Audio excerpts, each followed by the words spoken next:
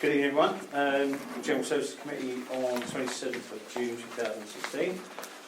Matt, do we have any apologies for absence? We do, Chair. We've had apologies from Councillor Kent and Councillor Ross.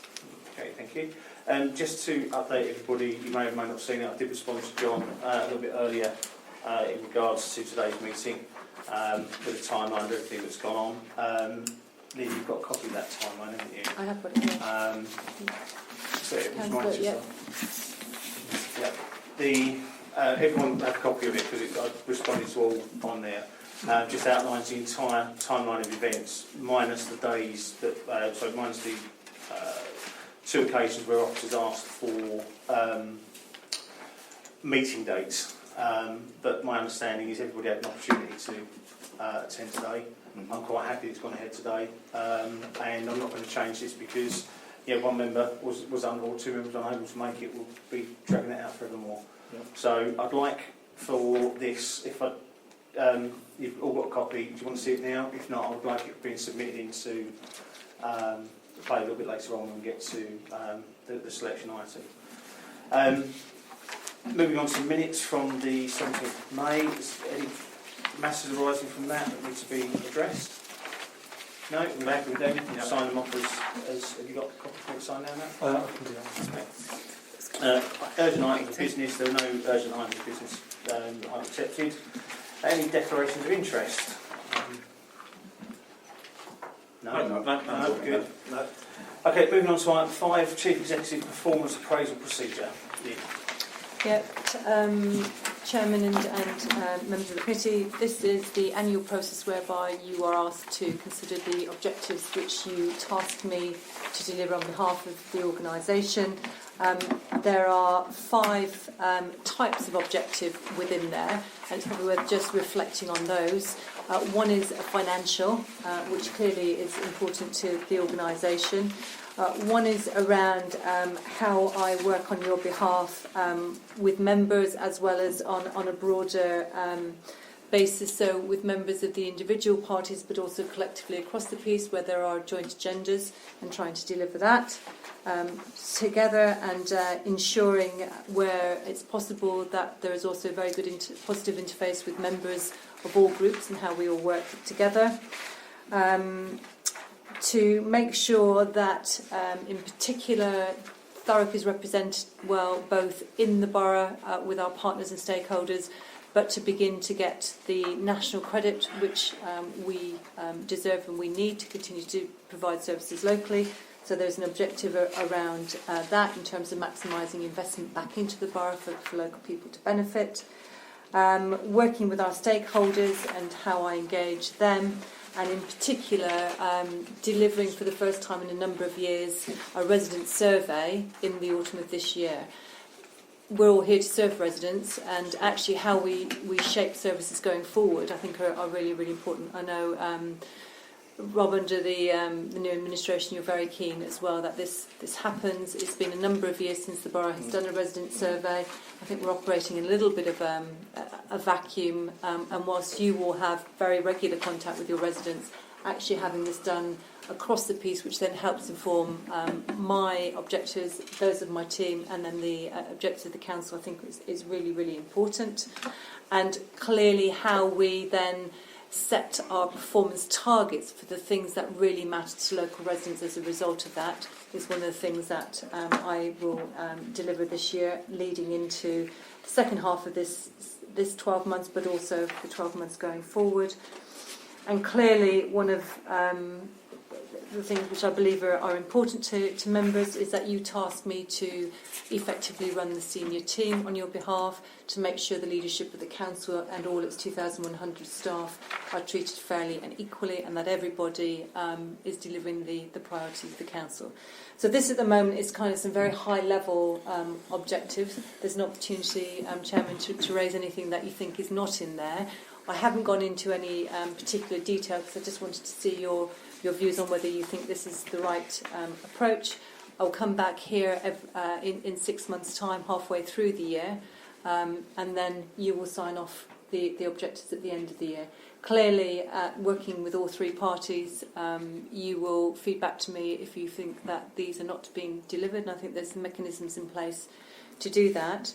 One of the things that I would like to speak to General Services about, perhaps at a future meeting, is the process by which you appraise me. Clearly you all have the ability to do that, but it also seems appropriate that there might be at some stage an ability to bring in sort of an independent process which can seek views of members, stakeholders, 360 degrees, which we do with staff to feed into that process, because I should be accountable to them as well. So it's something that I'm thinking about, how I add value to this process in an independent way, so that you really feel confident that you are scrutinising my the delivery of these objectives on behalf of the organisation.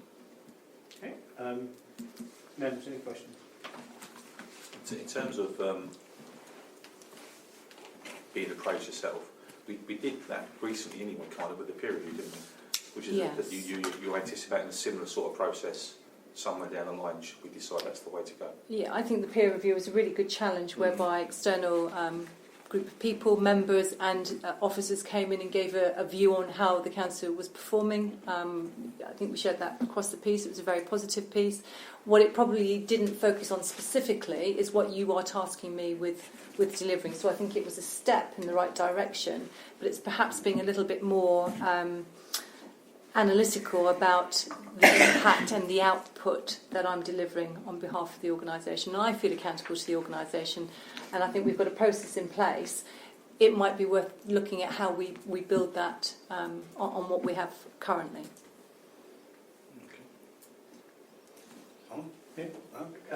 Yeah, just only one point really. I think obviously just going for the objectives that have been laid in here, obviously the budget is key and the transformation is key, but given the sort of place changing role of regeneration that affects all parts of the borough and actually trying to make it a better place for business and for residents, Yeah.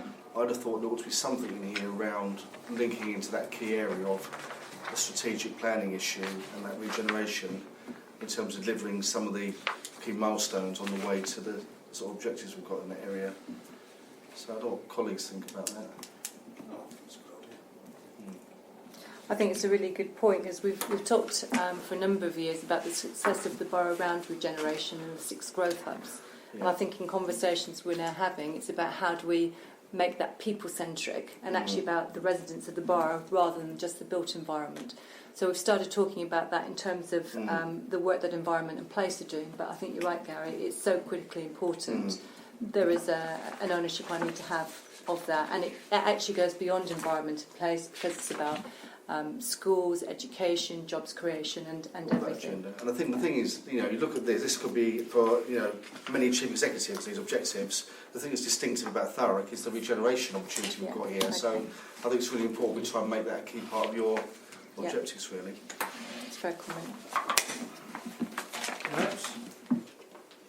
Just to pick up Lynn's earlier point, as part of the process already, we've got the feedback from others, and what we could do is you could task me to review the process around this and bring something back to the committee in terms of stakeholders, partners actually being involved in the process, so you get very rich flavour and feedback, because technically, unless you appoint a subcommittee, you will do Lynn's mid-year review and end-of-year appraisal yourself as a committee. So I'm quite happy to take that action away. If you would, it's always. I mean, it is good to see, obviously, us looking outside of these 4 walls and asking residents, with the survey and stuff, well, actually, what services do you want us to provide? Obviously, we can then measure, what Lynn is providing, but that's just our measure, not just. It's not. Do other key stakeholders actually think you're making the mark that we think? I've already I've been on a significant number of meetings with you with businesses at the moment, and they're all geared up and ready to sort of put stuff into Thurrock. And I think it does need to sort of be reflective of what's truly happening here. Graham, sorry, did you put your hand up? No, I'm just nodding and agreeing. Excellent. Resident survey is a good idea. We like that one. Yeah. It's we also didn't used to do them all the time. I mean, it makes it sound like we just pouring money out just asking people what they want. Yeah. But I certainly know in 2009-10 it's one of the things that we made from administration that would have been literally day one after the election. Mm. Asking residents what they want and so on. And it's good to see that being a key measure. On measures, of course, there needs to be obviously a little bit more than just this is what it appears to be. There needs to be some sort of obviously a smart target that can be recorded and validated back. Yeah. How's that going to? I mean, what I wanted to get a sense for you today is whether or not the high level objectives were right. And what I'll do now is take this away and actually put some detail underneath that in terms of exactly that, Rob, the measures which you will hold me to account for. Because it's very easy to say, I'll deliver a placemaking agenda, but what does it actually look like, and what are the outcomes that are going to make a difference? So I'll give some thought to that. And if we obviously look at some of the other documents that any performance reviews and everything else, there are things in there that it's just narrative, because the targets were set without the ability to measure the targets, which kind of isn't the right way of doing things. So I do like to be able to measure stuff. Yeah. So excellent. Well, we'll look forward to that. Okay. Then in that case, is there any more comments or questions or statements? No. No. In that case, that's all Mark's duly dealt with, and we obviously look forward to the set-up date as outlined. Moving on to the agreed appointment of the Director of Commercial Services. Again, obviously, Yeah, so again, through you, Chairman, this is a process which General Services have had some input to for a period of time. Back when I first commenced my role, it was clear that we had a senior structure which had been successful for a number of years, but that actually needed to move into a different place based on the changing priorities of the Council. I started consultation on that restructure back in October last year. The actual the outcomes of that consultation were considered as a report to full council on the 25th of November last year, so all members of all parties received that, and it was clear the direction of travel, and in particular the need to appoint to three very key appointments. One was the Corporate Director of Environment and Place. The second was the Corporate Director of Children's Service, which is one of our a small number of statutory roles we have. And the third was the new Director of Commercial Commissioning, which was really about how do we, in this current financial climate, become more financially sustainable as our revenue support grant ends in the next 2 or 3 years. And I think all members of all parties agreed that was critical. We undertook a very comprehensive process of recruitment through Gatenby Sanderson, who were appointed to do that. There are some members of General Services who are here who are actually part of that process. You shortlisted and then did the final interviews, offered the job to a candidate who then turned us down at that point, which was disappointing, having been through all of that. I was then tasked with reflecting on, well, where do we go from here? Question. And actually what was emerging was some internal issues around procurement and commissioning, which we wanted to resolve, but a real desire to motor ahead on the commercial side. So the option was discussed with the previous administration around splitting the two, so a part-time role on commercial and coming back to potentially a part-time role on procurement. So I think what General Services found is that whilst in theory the two sets of skills sat well together, the reality was it didn't produce a candidate that accepted or was acceptable to General Services Committee. So some consideration was given to all of that. In April, there was a decision then to split the roles and to go out to procure or appoint a part-time, 2 days a week Director of Commercial Services. Because the Council was in purdah and would then go back into purdah with the two elections, an email was sent to members around about the end of April asking for your agreement to authorise the Director of HR and myself to go out and do that proposal and process on behalf of the committee. And the agreement was to ratify the appointment back here. We undertook a comprehensive process against a clear job description and specification, which was based on the original job description, which you all saw as part of the original process, pulling out in particular the key issues around the commercial side. We went out to recruit through JobsGo Public, so we did it in a broad way, really good process in terms of interest. We had 9 applicants apply, which for a 2-day-a-week post we think was very good. Separately, as you'd expect, Jackie and I did the shortlisting and compared notes and agreed on a shortlist of 3. We then interviewed those 3, and on paper they were 3 very good candidates. We did the interviews on the 31st of May. There was a clear candidate who was stronger than the others, and that is the appointment that we're asking you to ratify tonight. Okay, thank And you. I'll pause there. Questions? Yeah, Sharon Bayliss is obviously the choice. She was working here previously, is that the case? Sharon is somebody that I know in local government, and it's no surprise that I know a lot of people in local government, as a lot of people would know me. Sharon spent some time working with us already in a temporary role, which I didn't want to continue because it's too expensive for the council, and actually it's just not right to continue doing that. She and I worked together in a previous authority a number of years ago. So she's somebody that I know within local government terms. She's been here for about, 6 months now? 5 months? Well, it's a bit less than you, so you're trying to sit back. So it's about 4.5, 5 About 4.5 months. And in that time, we have, through Sharon's appointment, generated £500,000 extras in fees and charges in 16-17. We are in the process of completing a tender for Wi-Fi on street furniture, which will deliver around about £75,000 to £100,000 extra income a year.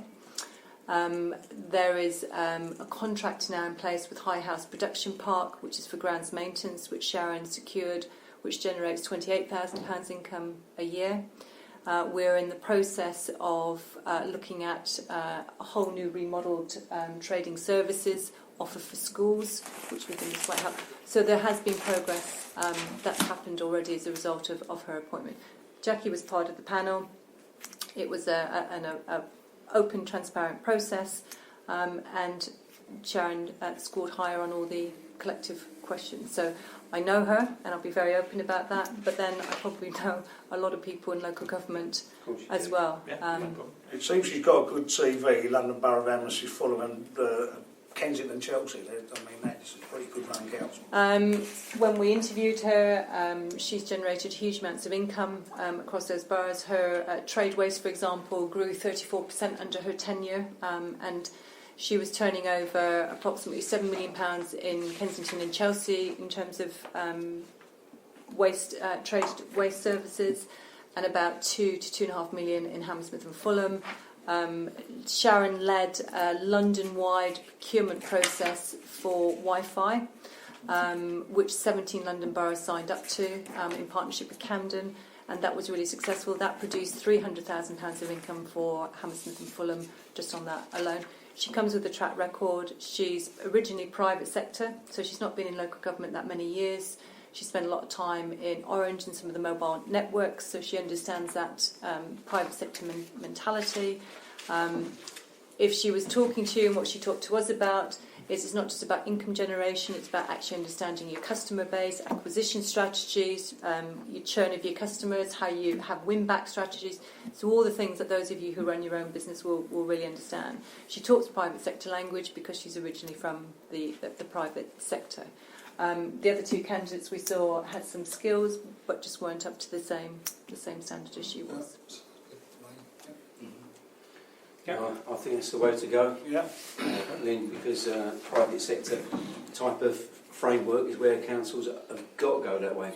Yeah, so Yeah, sorry, go. Yeah, just sorry, obviously I wasn't on general services prior to the new administration, so when I saw that, I mean, in my experience in the past, members have always been involved in director appointments in terms of the panels, so that was delegated down to the chief exec.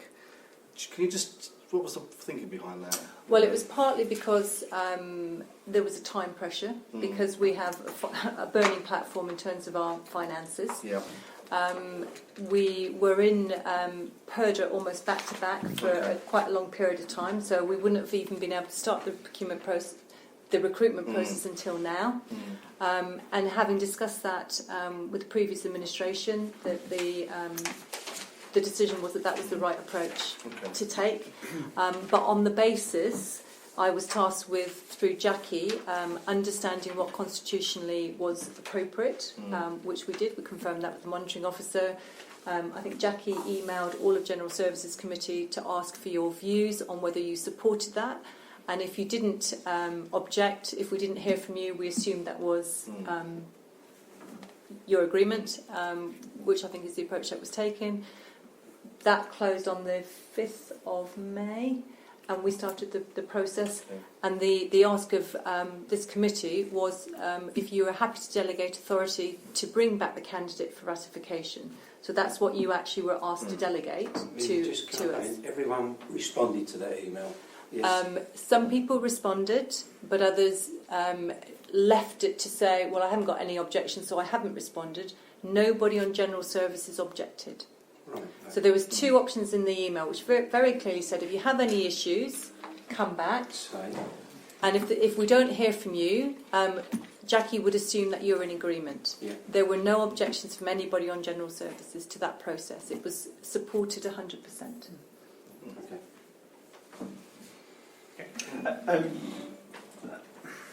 Obviously, going back, and because I've got the dates in front of me here, the 14th April, option to split the post and recruit part-time commercial role, 2 days a week, agreed with the leader, so monitoring officers, authorisation, delegation.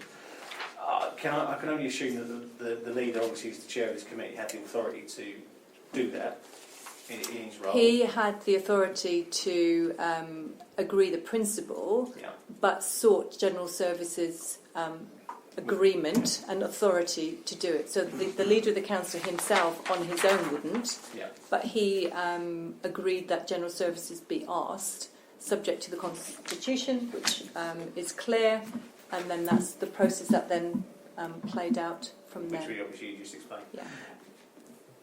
If we accept the obviously recommendation, I'll be brutally honest, I can't see any reason not to accept it. If there were some magical way of someone saying, actually this is wrong, I'm suing, would there be anything, someone say actually your processes were wrong, or you didn't follow, you didn't do anything that was irregular? Jackie too.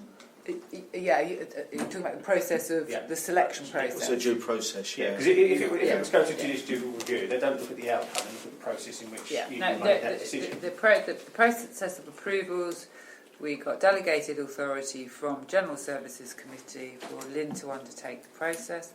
The process was then conducted completely in line with policy. The job was advertised. It was allowed a 2-week advertising. We actually had over 1,000 views of the job, which was extraordinary. 9 applications, and then those applications were tested against the JD and the person specification. So there's no chink in the armour at all, is there? No. I'm just quite happy with that. I'm worried. Because it's normally we always sit here, we always did interviews, and I say we, the general we, are sitting on the interviews. This is a different one, but effectively still a £140,000 a year post, I assume. No, it was under £100,000, and Yeah. it was a 2-day a week, so it's But if you gross up pension, NI, and things like that, you're probably looking about 130. we set these guidelines obviously for us for a reason. Obviously, we just don't want officers saying, right, we're going to have another £100,000 person, another £100,000 person, and so on. Because it's a slight deviation from that process, I just want to make sure that obviously what we've done. Slightly different processes. It's not over £100,000 post, which would need council approval to recruit, but actually that was amended to 70,000. The restructuring, so the posts had been through council, so the structure had already been approved. So that gives authority to then continue with the process, and then general services then conduct the actual selection process. Excellent. Well, I'm quite happy with the recommendation. I think. Anyone else got a problem? Yeah, so many officers have given us the comfort that we can't be challenged. I mean, council could say it should come to council. So, are we protected from that? It can't. I don't. My understanding is it can't come to. It doesn't. It can't come to council because it's not a matter delegated to council. It's not one of the 6 statutory posts, so council doesn't have to ratify it. You have the authority to do it. I have to say that from my point of view, I'm surprised it's turned out to be as contentious as it has turned out to be. As you quite rightly say, Jackie, it was completely clear. We were all advised exactly what was being asked of us. There was no sort of subterfuge going on. It was a straightforward thing to say yes or no, or raise an objection or raise a query, and we didn't do that. So, in effect, our chief executive has gone and done exactly what we tasked her to do, and come back with a result which we've asked her to do, and some of that's become contentious. I completely can't see that at all. And as far as the make-up of this particular committee today is concerned, I'm assuming this is a committee like any other in council, and as long as we're a quorum, then Well, I the asked if it's committee quorum, and that was confirmed. So, So I can see absolutely no problem with this committee tonight, or the decision it's come to. For one, I think we're always in agreement. Yeah, We're quite totally. happy with what's going on. I mean, you've sent an email now, Rob, and you've had no comeback, have you? No. sorry, the thing. I mean, obviously, I'm just trying to get comfort because I'm new to the committee.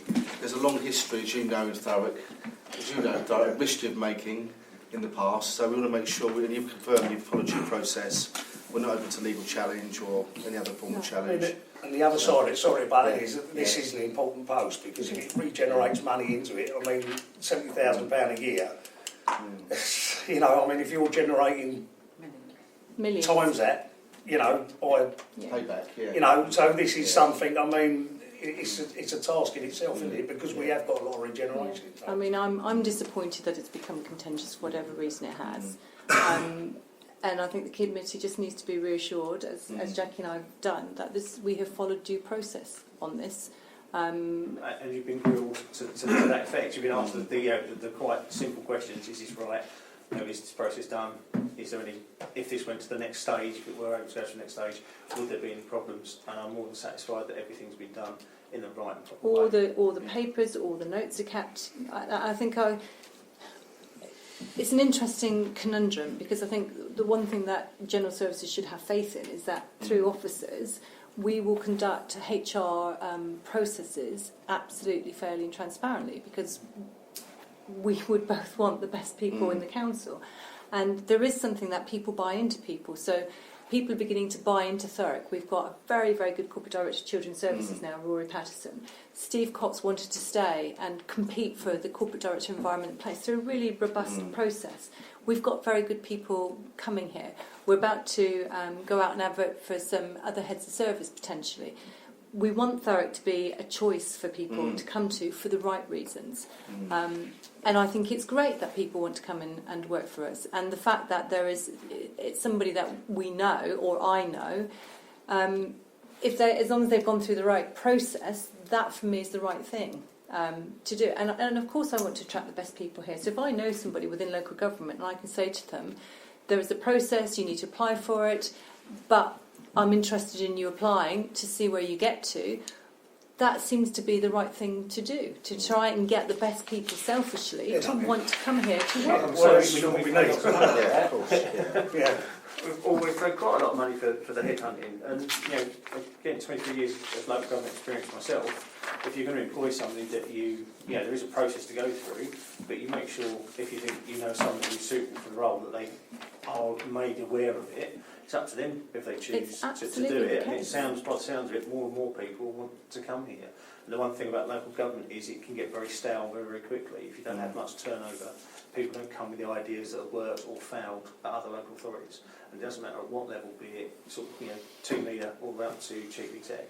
Anyone in there who's got the ability to change what the local authority is doing and implement a process or procedure or income generator or whatever, we need that churn so we do get the best. And as Roy said, it's exactly it. It's someone who's not solely local government. It's someone who knows what they're doing in the commercial sector. Then absolutely spot on. And not only that, though, Rob, they're going to be monitored anyway, aren't they? You Well, know, whoever is performance. appointed, as I was, Yeah. are on 6 months probation. Yeah. So if they don't deliver, then they won't stay. Yeah. And nor would we want them to, because frankly, we don't want people who are going to do anything but help deliver. Exactly. So in that case, if we're all in agreement with that, mark that down. Obviously, the recommendations to approve the appointment of Sharon Bates, Director of Commercial Services, all agreed. Agreed. Excellent. Thank you very much. And that draws. Yeah, that draws the meeting to an end at 6:31. Thank you. Yeah.